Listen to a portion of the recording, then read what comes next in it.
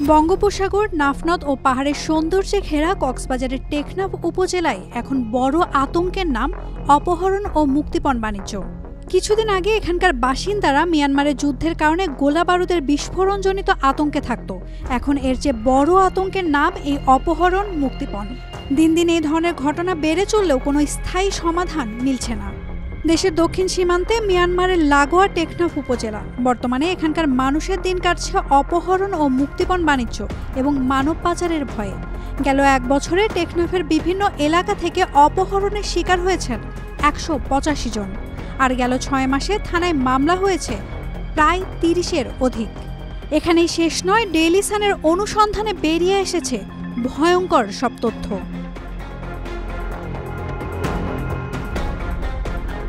স্থানীয় বাসিন্দা থেকে শুরু করে পর্যটক, এছাড়া রোহিঙ্গা নাগরিকও অপহরণের শিকার হয়েছেন। ভুক্তভোগীদের পরিবার সূত্রে জানা যায়, অধিকাংশই মুক্তিপণ দিয়ে ছাড়া পেয়েছেন।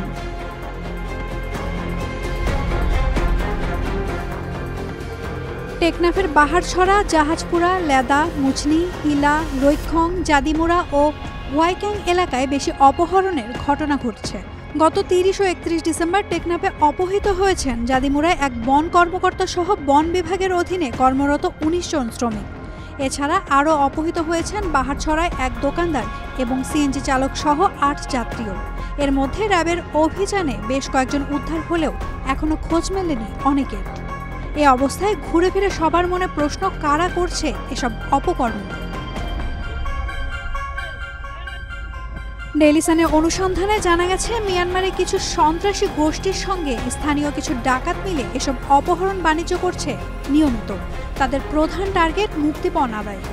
অপহরণ বাণিজ্যে ১২ গ্রুপের শতাধিক ব্যক্তি জড়িত বলেও জানা গেছে। রোহিঙ্গারা জানান, পুরো ক্যাম্প অপহরণ ও মানব পাচারের আতঙ্কে রয়েছে। সরকারের স্তর করতে যাচ্ছে মানে হনো এক্সটিং আছে ন ভাই, এখন তা আর সরকার স্তর করতে কানেকশন স্যার। আরও দা আছে দর মানুষ যা আছে রোডতো লৈ যায়, দৌড়ি লৈ যায়, দা আছে মাইদর ঘরে ইতার আছে। আর মানে কি আরও দা আছে টিয়া পয়সা গুনারিল। আর কেমন মাঝে এখন বেসাদি জোয়ান হুয়ানিতে জোয়ান মাইয়া হয়নিতে যাচ্ছে দালার ওখানে উত্তরে আর অন্যান্য মিথ্যারে যেগুলো সাদে হেঁটে থাইল্যান্ড, মালয়েশিয়া, বর্মাত, তো বাংলাদেশের টেন্নাফেরি আমাদের আছে বেশি ধরা হার যার গই। তো এ সাইডের দিনত তো বাংলাদেশের সাইডের ধরা হার দিনত তো টিয়া পয়সালে আলগুইবার থাইল্যান্ড, মালয়েশিয়াদের দিনত জিন্দগি তারা বরবাদ যার গই। আর এটা বাংলাদেশের মাঝে মায়া বন্ধুর করে বেশি বহুত কেমন মাঝে নির্যাতনাকাল চলে। মায়া হকরে ১৫ বছর, ১২ বছর, ১৩ বছর যে মায়া হক বিয়া করে হলে গরু হুগলে বেড়ায় আর গোহাঙ্গরে বাড়ির দুর্মারে ফেলে যাবে গরু হুয়ালো। বাংলাদেশের রোহিঙ্গা রিফিউজি ক্যাম্পের মাঝে রোহিঙ্গার উপরে যে আক্রান্ত বাড়ি গিয়ে গৈ অহতার জরিয়া ক্যাম্পের মাঝে বুড়ো পয়নকল এবং মাইয়া পয়নকল, পুরুষ পয়নকল অপহরণত ইতারারে দরিয়ারে লৈ যাগৈ। বুড়ো পয়নকল লৈ যায় মাঝের ঘরে শিয়র লইয়ারে বাঁধিয়ে মেডিম মাঝে গাঁড়াইয়ে মা বাবার হেরে টেলিফোন করিয়ারে বেশি বেশি বড় এমন শীতকালে সমুদ্র শান্ত হয়, মানব পাচার ও অপহরণকারীরা বেশি সক্রিয় হয়ে ওঠে বলে জানান পুলিশের এই কর্মকর্তা। এদিকে ওই যে সাগর দেখা যাচ্ছে, এটা হচ্ছে কচ্ছপিয়া পাহাড়। কচ্ছপিয়া দিয়ে আমরা ওই প্রথম পাহাড় উঠেছি।